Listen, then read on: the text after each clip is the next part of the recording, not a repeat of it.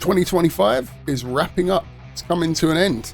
Been an interesting year in music, and I thought I'd do a Braindead Awards sort of video, you know, to wrap up the end of the year. So I've got a few different categories, gonna give top three for each sort of thing and go through, and I'm going to focus on the positivity. If you watch this channel long enough, you know, focus on the positivity. I don't tend to dwell on the things I don't like, so there's no top worst or anything like that. It's just categories to do with the best.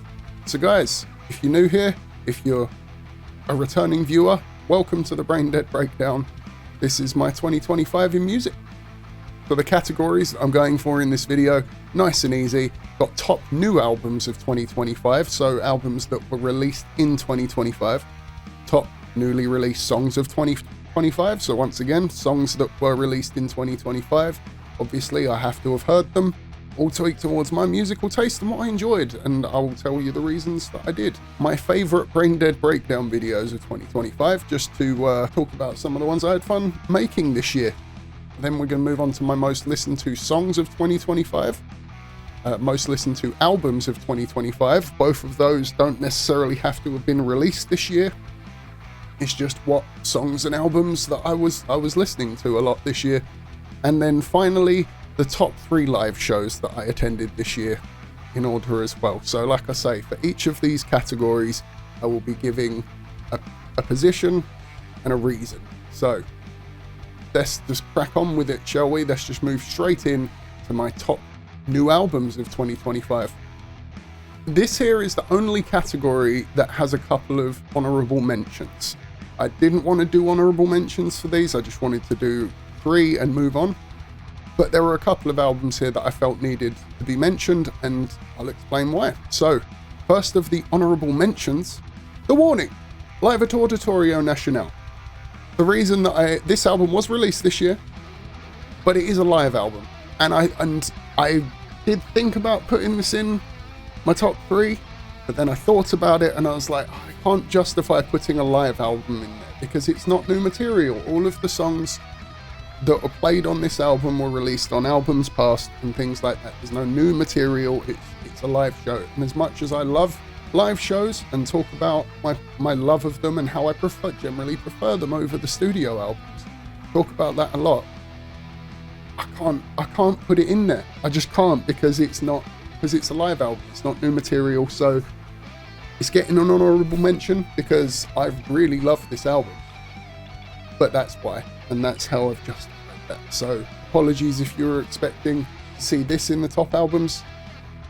Not this year. Maybe if I'd done one last year, we would have had Keep Me Fed. But anyway, moving on. Honourable mention number 2. Stephen Wilson, The Overview. Yep, The Overview is just getting an honourable mention, and this one is very easy and very simple to explain. The video I did on this was a vinyl countdown for Patreon that was recorded and released on Christmas Eve. I have had less than a week with this album and have not had time to listen to it again yet. The one listen that I had of this album, I loved, thoroughly enjoyed, thought this was a brilliant album, and I listened to it sooner and had more time to digest it, absolutely could have been a contender for one of my top albums of the year. But because I haven't had enough time to digest it, and I've only listened to it once still, so again, I thought, you know, recency bias, didn't want that to play a factor, so unfortunately I could not justify putting this album in my top 3 either because of that. So Stephen Wilson fans, I am sorry, but it's getting a shout out, and trust me, once Christmas and New Year's is settled, I'm going to be listening to this so much more and making my decision, and you know, and all of that. But for now, I just couldn't never know, maybe I'll revise my top albums once this is settled in a little. For now, honourable mention. Okay, so this is where we move into the actual top 3 albums of the year for me. Now, the number 1 and 2 spot are a little more emotionally charged and things like that, got stories behind them. This one is less emotionally charged. This one's just fun, and I'm going to preface and warn you guys about that with that before I show you. But it is Metal 4th by Baby Metal. This album was so fun. Like, it was so fun. Like, I have listened to this album more than I thought I would after it released, and I listened to it and everything. I enjoy every song on the album for different reasons. Even the crossovers with the artists that I'm not as big of a fan of. You know, like Polyphia. Polyphia, not really their music is not really my jam usually. There are a couple of exceptions though. Their crossover with Baby Metal, one of them. You know, it's just, and I know, if I remember correctly, that's an older one that they just released on this album. But there's so many good songs on this. The Poppy crossover's great. Rat-a-tat-ta-ta with Electric Callboy, probably my most listened to song off this album because I enjoy both the bands. Like, just every song on this album, brilliant crossover, and they play to the strengths of everybody without drowning anyone out. Like Bloody Wood as well, the Con song, you know, like, once again, playing to the strengths of everybody, playing the Baby Metal strengths and the band strength. It doesn't feel like they're necessarily watering themselves down. Even, well, say that actually, Slaughter to Prevail may have had to water themselves down a bit, but even then, song 3, you know, like it's one of the heavier songs. But yes, this album, incredibly fun. Yeah, takes my number 3 spot out of the albums that I've listened to this year. Right, so at number 2 spot, bit of a surprising one for me when I was sat down thinking about it, because I did sit down and think about this, you know, like I thought this through quite a lot, and I couldn't not put this album in second place because it was a shock to me. It came out of nowhere, never heard of the band, and then Paravarium requested a song on stream. John sent me the vinyl. I did the vinyl countdown to it, and since I've been listening to it a lot. I've been listening to it a hell of a lot. The second spot goes to Royal Sorrow with Inner Deeps. Royal Sorrow, like, they came out of nowhere. They came out of nowhere, and I'll say when the vinyl arrived, because the song that we actually did on stream that day was Bloodflower. I remember that. And that was strong enough. That was a strong enough representation that I say that John felt the need to, he was like, I'm interested in this. I'll get the vinyl for Damien so we can all experience it together. Here's the vinyl, and I remember specifically on the front, it said, for fans of Bowler, Sleep Token, Spirit Box, you know, like, it had some good, like, and I know that that's just a marketing thing, but instantly I was like, huh, that's a Wired Gambit covered there. And then I listened to it and I understood why. If you like the guitar techniques in Spirit Box, like some of the kind of chunkier stuff, there's some of that in here at points, but then more technicality as well. The vocals are really good. Like, it's progressive. It's progressive, but I don't know whether it'd be classified as progressive rock or metal, because it borders them. Like, it's not, even the heavy points of this album aren't as heavy as as a metalhead would expect when you say heavy. But they also feel too heavy to be rock in a lot of places. So it's just, yeah, I'm terrible with genre anyway. That's why I don't bother. I don't bother with genre names for the most part, but I'm just trying to help if you haven't heard of this band before. But check them out if you haven't. You know, like I say, like, I recommend the song Bloodflower if you just want one to listen to try and get you hooked. But if you've got the time, listen to the whole album front to back. The songs it plays very well as a full album listen. You know, this is going from Baby Metal to this, you know, like, this is a lot more of a serious album, a lot more of a complete listen. So my number 2 spot, and I've listened to this a lot. Right. Okay. Now we move on to the number 1 spot. Once again, as I said at the start, I like to focus on positivity, guys. So, you know, if you want to talk about the stuff that you loved this year in the comments, go ahead. I am game to listen. If you're looking for an argument about how what I like sucks, you might want to look elsewhere, because you ain't going to find it here. And notice how I'm saying that before I say what my favourite album this year was, because I know that so many people have said that this was their least. And you know what? I don't, because once again, art is subjective. Just because someone else thinks something doesn't mean you have to. Doesn't mean I have to, or whatever, you know? What? It's Sleep Token. What the fuck? even in Arcadia. No. Yep. This could 100% be down to the fact that it was my first album launch as a Sleep Token fan. That could have played a factor, I will admit that. But I've also openly admitted that I don't seem to be along the same wavelength as most other Sleep Token fans that I've spoken to. You know, like a lot of people prefer the Sundowning and Tomb era of Sleep Token because of the emotional impact, like because of how, and I understand that. They are very emotional songs, very emotionally charged, very good lore, very good story, all of that stuff. And then you get to Eden and Arcadia, where there's less of that, and it's, you know, they get more grand and all of this. They've started to play into what I like more, which is just grand, like the music in this album, for example. I'm just going to continue speaking about just even in Arcadia after mentioning, you know, the others. The music in this album is so interesting to me. I know a lot of people hate how they merge genres and just it's very eclectic and moves through. I love it because it's so skillfully done. Like I enjoy the moving through many genres and different approaches and different tools on the tool belt all coming together into this. And I love this album. I have listened to this album so much this year. We'll get to my most listened to albums later. Will it be on there? Ooh. But no, like I've listened to it a lot and I love this album and I understand the complaints. One of those things I'm a very like listening, but I listen, you know, so it's just like, I understand why people don't.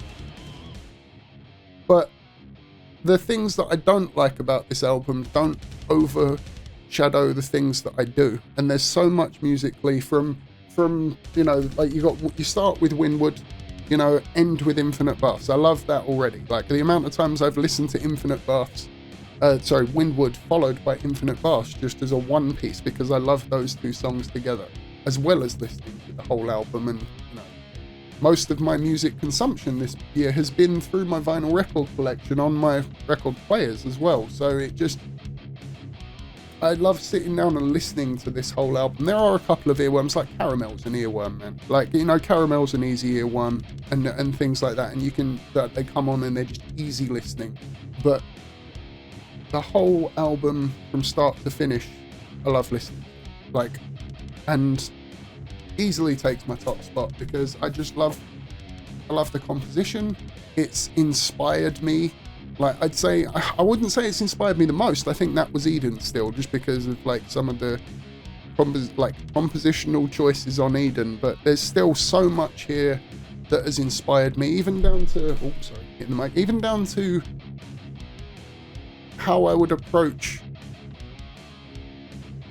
homages to other bands, like the Pink Floyd homage at the end of Infinite Baths, you know, and things like that. It's given me a lot to think about, and I appreciate it and thoroughly enjoy this album. So if you don't like it, fair enough. I did though. Moving on to the top newly released songs of 2025. This one was quite easy for me. Like the albums was kind of hard sitting down and thinking about it, but like the newly released songs was actually easier than I thought it was going to be, which was fun. So I'm just going to crack straight on with this. With third place, Bloodflower off of Inner Deeps by Royal Sorrow. Already mentioned this album, but yes, Bloodflower is my third place song because I have, once again, it's the band. It is partially tied to the band and how they just kind of came out of nowhere and been appreciating this album since. But Bloodflower was the song that did it. It was recommended, as I said earlier on, by Paravarian in one of my Twitch streams, because I do the reaction Twitch streams where you can request music and everything, and that one was thrown in, and it resonated to me. I thoroughly enjoyed it.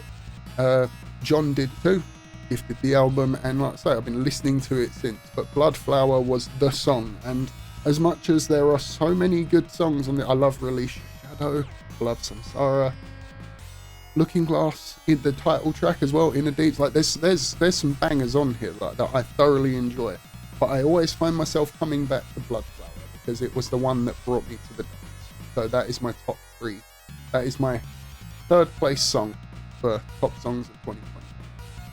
In 2nd place for my song of the year, this was probably the most difficult one because it was a choice between 2 different songs that I wanted to put in here, and I couldn't quite decide on which one, but I ended up going for Infinite Baths by Sleep Token off of Even in Arcadia. And the reason for this is mainly due to the inspiration. I put it that, like, the thing that clinched it for me between out of Windward and Infinite Baths was that whilst I love Windward as a song, I think I love them equally as songs. They feel very complementary to one another.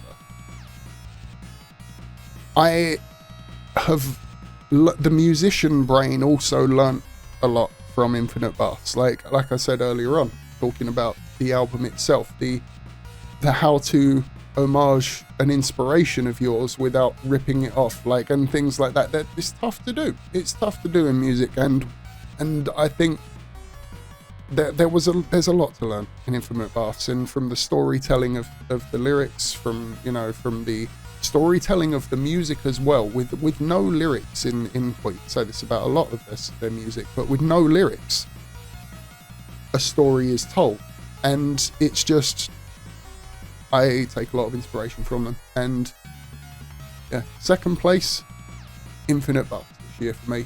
So yeah, that's two places on my top songs that were dedicated to more emotional or musical growth and all of that. But anyway, number 1, Tansnid by Electric Callboy. Yeah, I don't have a vinyl record for this one because I haven't released a new album yet, unfortunately. But if I had one, I'd be holding it up because, but Tansnid, it was like, this was another one that it was going to be one of 2. It was either going to be Elevator Operator from the start of the year or Tansnid from the end.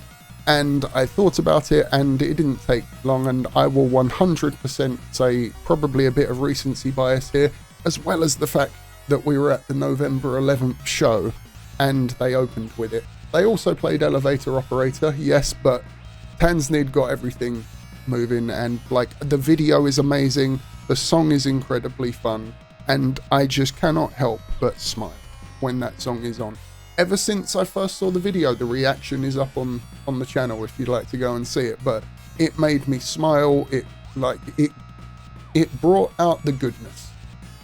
It brought out the goodness, and that's what I want. I want the goodness to be brought out. I want happiness to be brought out, and that song gets me moving, it gets me happy, and it gets me in the mood to dance, which is why it was a great opener too, because for opening the show, brilliant. Wearing my Tansnid hoodie now. See, look, Tansnid World Tour. Tansnid World Tour.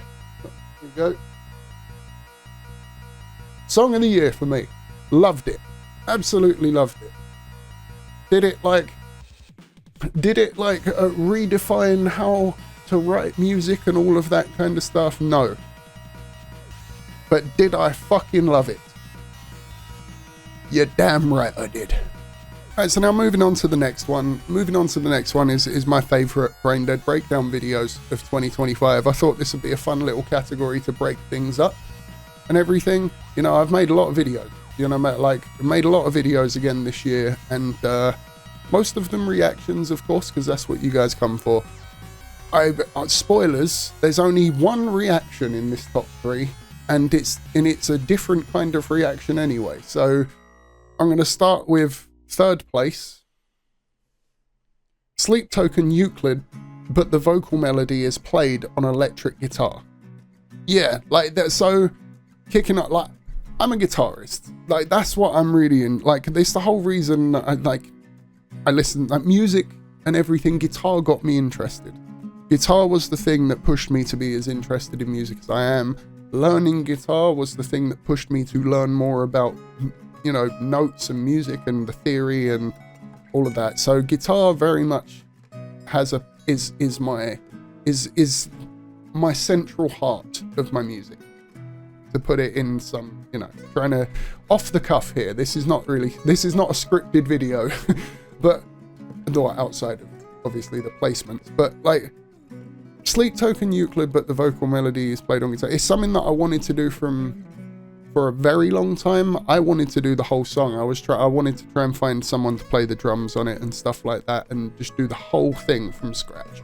Unfortunately, that never played out, and after 6 months I just decided, you know what, fuck it, I'm just going to find the karaoke track and I'm just going to play the vocal melody like it was a guitar. And the video was really fun to make, and honestly I think I've played it better on stream since, like, because I've played the performance version of this, because I kind of came, there was two versions, one with the dueling outro that's not really performance ready unless you have someone else on another guitar, and then there was the non-dueling outro version, which both of them are fun to play, but it was really fun. It was really fun. I loved that song, and it was just enjoyable for me to tribute it in some way, you know, because amazing, brilliant song.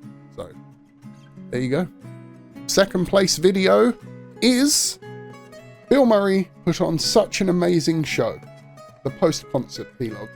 Yeah, so the post-concert vlog from the Bill Murray show was really fun to make for me and Mum. And I did think about putting the Warning one on here, but that one was a little bit more awkward to make and a little less fresh, because you know, 3 people's schedules lining up and all of that. There was a little bit more time on that. The Warning, the Bill Murray vlog though was pretty fresh. And we just sat down and we relived an amazing show together and spoke about it at length. And it was just, these are the kind of videos that I don't get to make often, because we don't go to that many concerts, you know, like we've been to more in the last few years, but we still don't go to that many concerts. But getting to sit there and relive that with my mum, and because bear in mind, we were at Barricade, we were VIP, and we were in front row, like, for that show, me, my mum and my girlfriend. So like it was a great experience. It was an amazing experience. Singing, like, hearing everyone's, it was just so good. Seeing Gabby play the sax in person as well, like, it was amazing. It was such a good time, and sitting there with my mum discussing it, you know, I put footage from the concert in and discussed it with mum, and yeah, it was a great, that is my second favorite video of this year that I've made for sure. But what was the first? Well, guitarist reacts to Danny from the Warning's Guitar World interview. What can I say? Like, this was the most fun I had making a video this year. It took a lot more effort, you know, in the editing and the guitar setup and all of that stuff, which was, you know, a learning experience for me too. You know, I got to go for a bit of a learning experience with that, but it was the most fun this year that I had making a video, because it was reacting. Yes, it was what the channel was about, but I had my guitar and I was basically being taught from the horse's mouth how to play some of the riffs and things that I've thoroughly enjoyed listening to since I've, you know, been listening to the Warning. So it was fun to edit. It was a challenge to edit, but it was still fun. It was a fun challenge, and I learned from it. But the video itself, just sitting there with the guitar and just playing along to Danny's stuff is fun. It's fun, and it's like, it's chill. You can just sit back. Well, sorry, I say you can, like you. I could just sit back and chill and experience some enjoyable guitar learning, you know, like, and it was great. That was my favorite video this year, and I hope to do more content like that.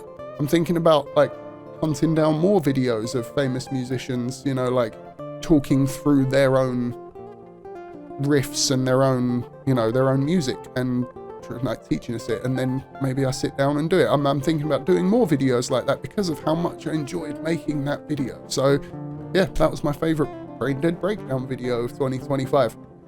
What was yours? What videos did you guys enjoy the most? Let me know in the comments. As with all of these categories, if you want, play a little game. type the categories, type out your top 3 for each of the categories, or just pick a category. It's up to you. Anyway, moving on. So this here is the most listened to songs for me of 2025. Now, these songs don't necessarily have to be from 2025, but they're my most listened to songs of this year. And it was easy for me to track in 2 ways. One, because 90% of the music I listen to these days is on my vinyl record player, so you know, I know what albums I've listened to a lot and things this year, and songs and things like that. But then on top of that, so I know which ones were up above already because of the albums listened.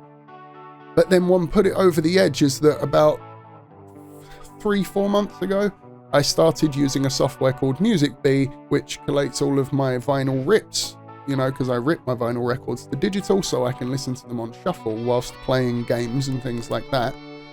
And it told me. So it told me what ones were most listened to on there and everything. So these are right. These 100% are my most listened to songs this year, because these were on top of the full album listens and stuff. So yeah, it's not a Spotify Wrapped, but when you don't use Spotify like me, this is the best I got. So in 3rd place, up from the bottom, from Linkin Park's From Zero Deluxe Edition. I know. I was kind of surprised too. Like, I know I've listened to this album a hell of a lot this year, more than I thought I would, because I listened to Hybrid Theory and Meteora a lot as well, but when I was thinking about it, I realized that I would normally listen to them after this. So this would be the first one, because it was a new one, and you know, and all of that, and then I'd go back and listen to the others, but it wouldn't always happen. But then adding the MusicBee listens on top, the song from here that has stood out to me is up from the bottom. And you know what? Thinking about it, makes total sense, because the first time I listened to that, I thought it was the most Linkin Park song I'd heard from them in a while, you know, and it made sense because they had spent time touring at that point. It was made like after the original From Zero released, and then they released the deluxe edition. So it makes sense. But yeah, like I was surprised, but then once I thought about it, I was like, you know, it makes sense, because I do really love that song. It's really easy to listen to, and like it's got a nice chorus, good chorus, all of that stuff, and it's just, you can feel the fingerprints that made it all over it. It felt like a very truly classic Linkin Park song, but in 2025. So yeah, up from the bottom. My 3rd most listened to song of this year. Well done. So number 2 then, so my 2nd most listened to song of 2025 makes total sense to me. Like it reminds me of the argument of like, oh, how often do you watch your favorite movie if your favorite movie is a 3-hour epic compared to like an Adam Sandler movie, or you know, like a quick digestible movie. But yes, number 2 for my 2nd place most listened to this year, off of Even in Arcadia, Caramel by Sleep Token. Once again, I know, but I like, at first I was just like, really? It was that thing of like, really? There's songs I prefer though, even off that album and all this, and then I thought about it and I was like, it is so easy to just listen to that song though. Like, it's so catchy, it's so easy to sing along to.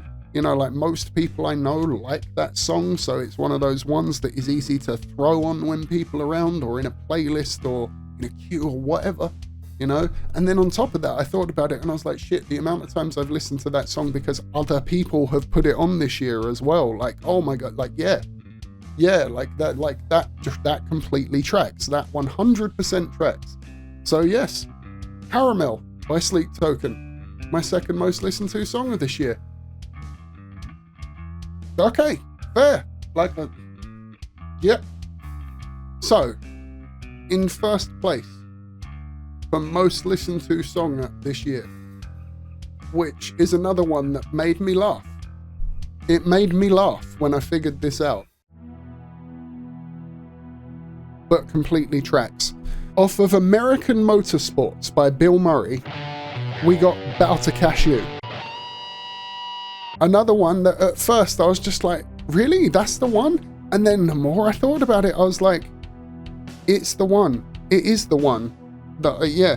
And so, look, story behind this album. I bought this album on April 1st this year, and then proceeded to listen to it at least once a day, every day through April, because it took me back to the night.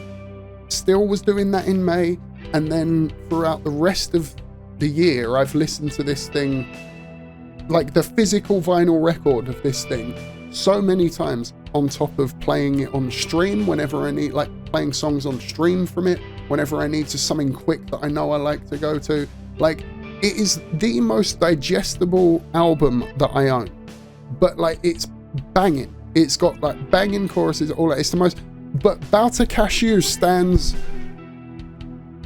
like at the top for me as the most listened to song, because like, it's the chorus, man. It's like, I don't know, like it's like 2.5 minutes long, and it's just a banger. Like the saxophone as well.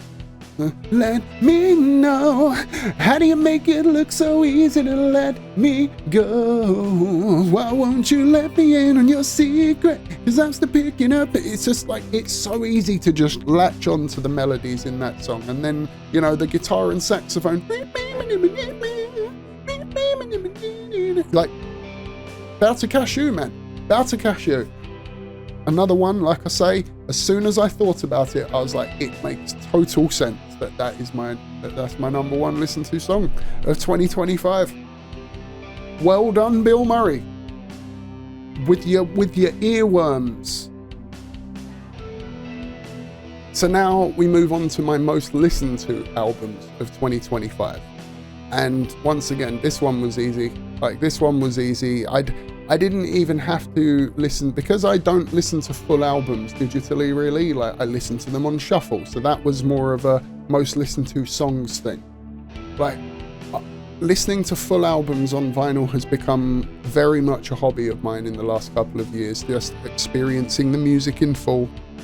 I've got a whole series about it over on the Patreon called The Vinyl Countdown, where I sit down and listen to full vinyl records. So this one was easy. And so I'm going to start with third place and just get straight on with it. The Warning, live at Auditorio Nacional. Now, I've said so many times in the past that I am a lover of just straight, pure rock, because it's pushing it. It's great to have on whilst doing things, you know, all of that. And I get people like metal for the same reason and all of that. But just plain and simple, great rock. And I've said for a while that The Warning are brilliant for that.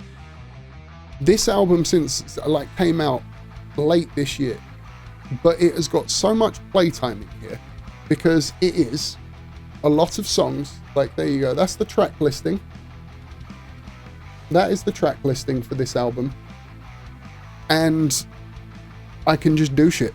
I can put it on. I put this on while I'm cleaning. I put this on while I'm washing. I put it on while I'm editing, because it just, the beat, the vocals, like, I can tune in and out of it. Like, I have listened to this thing so much since, and you know what? I honestly think if this had come out earlier in the year, this would have a shot at being number one. Actually, no, it wouldn't. It would be number two, thinking about it. The amount I have listened to the number one album, no, this wouldn't. Even if this was released at the same time, it probably wouldn't have been able to overtake it. But it would have had a very good shot at number two had it released earlier in the year, just because of the sheer ease of putting this on, like, and stuff. So, like, amazing performances, brilliant live album, great sound, great quality audio. You know, like, it's definitely, if you like pure straight up rock, it is definitely worth a spin. So yeah, check it out. The Warning, live at Auditorio Nacional. So my number two most listened to album this year. Ooh, this was close. Like, when I was thinking about it, this one was close, but it did win out for, like, second and third place, you know, like, but this one won out. Sleep Tokens, Even in Arcadia. As I mentioned during the caramel portion, I have a lot of people around me who like Sleep Token now too. So, like, it's just this, not only could I just pull this on and listen to it when I was feeling a bit more musical and wanted, you know, like I said during the start with the reason it's my album of the year, there's a lot of reasons I love it. but there's also a lot of reasons, separate reasons, that it's become the second most played album of the year. Because I often make the parallel between movies, where you'll ask a movie buff their favourite movie, and it will be something that's like 3 hours long with a lot of hidden depth and meaning and all of this, and it's like, okay, how often do you watch that movie? And they're like once or twice a year actually, or something like that, and then it's like, okay, what do you watch all the time? And it's always something more digestible and something like that. So I didn't expect this to be in my most listened to albums of the year, but it is, because it's like it's not as emotionally devastating as the older Sleep Token albums, like Tomb and things like that. Like Tomb, I don't listen to much. Like, I have to be in the mood for Tomb because it has a certain level of emotional devastation while listening to it. Whereas this one, there's a level of emotion to things as well. Like Vessel's talking about shit that affects him, but it just didn't destroy it as much as some of the other ones. And it allows me to focus on how musically dense the album is. So it's just like, I can enjoy it from that side. Like musically dense, I can re-listen to this one way more than the others because I can just focus and enjoy the music. But then on top of that, so many Sleep Token fans around me that I have put this album on for when they're around, like I put it on my mother half loves Sleep Token, like pretty sure I put this on when Matt came to visit, like when we went to see Electric Callboy and stuff. Like, it's just like, this album has been put on a lot in 2025, and yeah, comfortably sits at my second most listened to. Not first though. Bill Murray, American Motorsports, 420cc edition. This is 100% my most listened to album this year. As I said for Balta Cashew, and I went talking, and then I realised I had to rein it back because I was going to ruin my most listened to album if I didn't shut my mouth. But like every day in April, I'm pretty sure every day in May, I listened to this thing at least once in its entirety. And it became like yes, I'm autistic. It became like a routine, and like I'd flip the album and then press play, and then just before the music started, I'd just stand there, even if I was on my own, because the fucking first song on side B is spinning you around. So I'd press play, wait for it to start spinning, and then be like, this song's about spinning, because it was a reference to seeing them live, because Johnny would say before that song, this song's about spinning, and I'm literally sitting here spinning a vinyl, like it's just stupid shit like that gave me so much enjoyment from this record. Okay, like it made me happy. This has been my happy place record for 2025. Like, doesn't matter, like it's like, you're feeling sad, Damien, slap on some Bill Murray, bang, like it's just feel good. Like, I fucking love this album. Infinitely digestible. Every single person that I have put this album on for that has come round have ended up being like, what's this? I really like it. Some have been confused and intrigued. Like, some have just been straight up like, oh, this is different, but I like it, with no confusion. But everyone gets interested. And it's just like, it's so easily digestible. But once you start picking apart the layers and, of the music and the fun, and like, there's shit for people to enjoy. So yeah, whether it be me listening to the album in its entirety, whether it be me listening to it on shuffle while I'm playing video games, or if it be me putting on a random song off of it to fill time on the stream when I'm picking my own music, like, I've listened to this a hell of a lot, and I think this album absolutely slaps, and it is my most listened to album of 2025.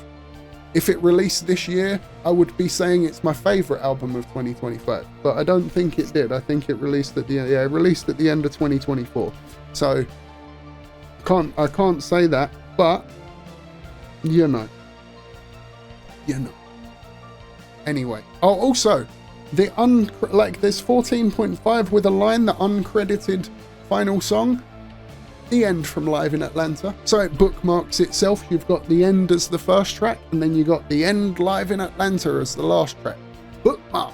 Anyway, So now here we are at a final category in this lineup here, which is the top 3 live shows that I attended this year. And this was easy. Like, I think we've been to a few this year. So like, went to see Burnt and Charles Berthold and Ola and all them in January. That was really good. Went to see Electric Six perform as well at some point during the year, you know, and like there were a few others too. Been some good stuff this year. There's been some good stuff. But coming in at 3rd place for my favourite concerts that I attended this year, The Warning, live from Brixton on April 17th. It was an amazing show. All of the things that I've said about Auditorio Nacional, it felt like the culmination of a journey. And look, I'm still on the Warning journey. I'm still enjoying looking at new live videos and all of that, and awaiting a new album, all that stuff. Like, you know, I'm a fan now. Like, I am a fan. But seeing them live finally felt like a bit of like a culmination of the journey. You know, it's like I've finally been there. And not only did I get to finally be there, but I got to experience it with my mum and my girlfriend. I took both Jess and mum to see the show. You know, we had a nice travel to London, queued to get in the show, got in, bought merch. You know, like I got my signed Keep Me Fed vinyl as well, which was brilliant. Like, it's just, yeah, it was such a brilliant night. Great performances. The crowd was hot as well, like just losing their minds all night. It was brilliant. Sophie Lloyd as well opened the show. She was brilliant too. My mum bought me the vinyl for her, like, because my mum enjoyed Sophie Lloyd's opener so much as well. So brilliant show. Sophie put on a great, like, Sophie and her gang, great opener. And then The Warning to, you know, to just send the crowd home happy, you know, do their thing. And, you know, the LED boards were great. The performances were great. Danny even worked that live guitar solo into her performances for the, like, just before that show. And it was great to hear. It was amazing experience. And, you know, I got a vlog with mum and Jess summing that one up. If you'd like to see that, check it out on the channel. And yeah, 3rd place, well done, Warning. So in 2nd place, I've got a fun story for this one. But in 2nd place, we have Electric Callboy live at the Ali Pali from November 11th. Now, not only was this an amazing show, but I was also surprised by one of my friends from New York at this as well. So travelled over from New York and ended up surprising me the day before the show, turning up and being like, I'm gonna be there too. And, you know, so that ended up becoming not just a good show, but spending time in real life with a friend that I don't get to do that with. So yes, me, Jess and Matt went to see Electric Callboy live at the Ali Pali on November 11th. And it was an amazing show. It was so good. Like, we got VIP tour around like by Tank the Tech, you know, because that was the other thing. They surprised me with a VIP upgrade as part of the surprise, you know. So yeah, Tank the Tech gave us the tour around and told us what was up and how to do and all of that. That was amazing. That was absolutely brilliant. And then we got to take our places at the front of the stage, and we were barricade for the whole show. And we got to see, you know, Wargasm, as well as, I can't remember the other opening act, I'm sorry. But like Wargasm were great. The second opening act had a bit of issues and stuff, but then, you know, forgot all about that the moment that these guys took the stage. You know, like, the lights went down, the intro message played, Tanznig kicked off, and that was that. The energy was back in the building, and it was an amazing show. Like, so many, like, the costume changes, the performance, the sets, like, it's a very elaborate show. You know, it's like number 3 and number 1 here are more about the band, whereas Electric Callboy is more like a show. You know, like, and yes, the band are obviously a big part of it because they write the music and everything, but I'm talking about the live performance itself. There's so many moving parts in that it isn't just a band performing on stage, you know, it's just like, and yeah, they put on amazing night. So my second place show this year, Electric Callboy, live at the Alley Pally on November 11th. Number one. Who got the number one spot? Who got the number one spot? The first place show that I attended this year, for many reasons that we are about to get into. Bill Murray, Bill fucking Murray, live from Kentish Town, April 1st. Oh my God, just everything about that show, from the day leading up to it, which spent with, once again, my girlfriend and my mum, Jess and my mum, all three of us went to the show. The day spent leading up to it, to like getting in the once again VIP as well, so just turned up, got VIP early access to all of that, had the amazing show, got to meet Johnny Frank afterwards. Like, oh my God, like it was amazing. From the moment we took our place at Barricade, like, and the people started filling in, the energy of this crowd, like, and look, I was at a Warning show this year, I've been at Electric Callboy show this year. Yes, like, there's energy in the crowd, because I have no doubt that if you got this far, there's going to be someone that is just like, but, no fucking but. I was at all three of them, and somehow the Bill Murray show, just the energy was different. It was different. I can't, it's really hard to explain, but even during the opening, I've seen the opening to Bill Murray shows where they have Nickelback's Rockstar playing as the song playing before they come out on stage. They did, you know, they do that a lot. And they don't normally, like, up until that point, I don't ever recall them letting the whole thing play out. They did for the Kentish Town crowd, because they, like, to the point where you just saw heads poking around from backstage, and it was Johnny, Gabby and Reese and all them, like, poking out, being like, what the fuck? Because they were getting a taste of what they were about to have sung back at them. Because that crowd were on another level. Like, as soon as Nickelback's Rockstar started playing, everyone in unison singing it, to the point, like I say, the band had to peek out to be like, is this fucking real? And then throughout the night, the show as well, which was like, they were feeding off the energy of the crowd, which I know is a very live show thing. Bands do that. But I don't know, this show just felt very connected. You know, very connected audience and band on the stage, like the whole night. The interaction between the band and the audience was fun as well, like whether it be them talking to us and then, you know, the jokes and everything, or just everyone singing at the top of their damn lungs, and then meeting Johnny afterwards, meeting Johnny, Gabby and Reese afterwards, getting their autographs on, you know, I got Johnny and Gabby's on the record, I got Reese's as well on my backstage pass, you know, got the nickname of Sharpie Guy as well, because I was the guy who actually had a Sharpie on him, because look at me, I'm a fucking nerd.